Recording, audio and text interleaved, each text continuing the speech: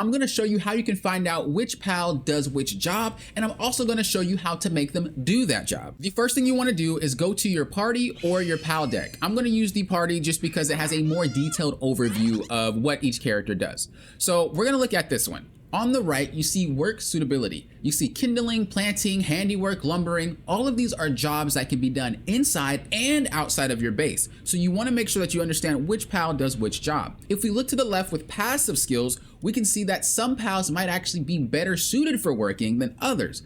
This one has workaholic attached to it. It says 15% decrease to sand depletion. Sand is basically like the sanity of the pal that you're using. So the fact that this pal can work constantly and drain their sand less than the other ones means that it's crucial to have working on the base. So the first thing you want to do is build your pal box. Now I do want to try to remain spoil free as much as possible in these videos, so I'm in the early stages of the game. What you want to do when you put down your pal box is think about what resources are next to it. Don't think about where you want to put your base, more or less think about where you want to have your resources farmed. That's the way you want to think about it. So we have a whole bunch of trees right there, and we have a whole bunch of rocks, right? Now we know that the sheep is someone that is very good at gathering. This one has the swift passive ability, so this means that this pal is going to be faster when walking around. We want to make sure that this gatherer is faster walking around. Now what you want to do if they keep walking around like that and they're like, what do I do? Where do I go? Just pick them up and throw them.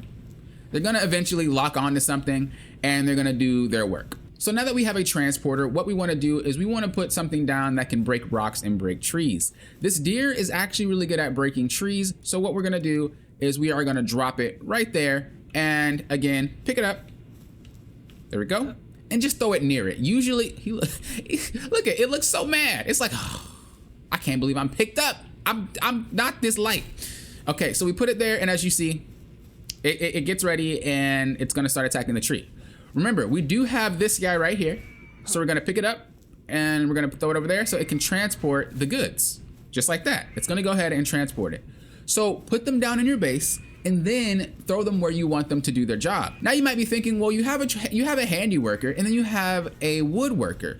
But there's rocks, and my base isn't that full.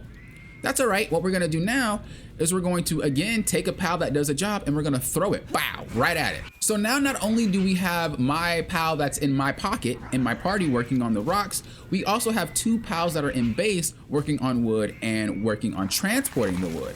Usually they might get lost like this. I don't know if it's a coding issue. Sometimes they will just start doing another tree or another rock, but if they do kind of mess up, just, you know, throw them back over there and they'll do their thing. So now that we learned how to do it in our base, what we're gonna learn how to do is do it outside of our base. So if we take our pal outside of this blue radius, this is your base, by the way. Whenever you see this radius, this is where you can have all your pals do their work and all that good stuff. But we're gonna go outside of the base. Let's just say I want them to break this rock. Same thing, boop, just throw that there.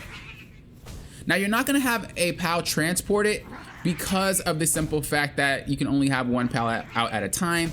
So, you know, that's not gonna work. But if you're playing with someone, they can have their pal start transporting it to a storage box. All you need is a storage container. Even if the storage container isn't in your base, they will still transport it to the storage container as long as it's in the vicinity. So I can go ahead and work in my base and he'll still do that.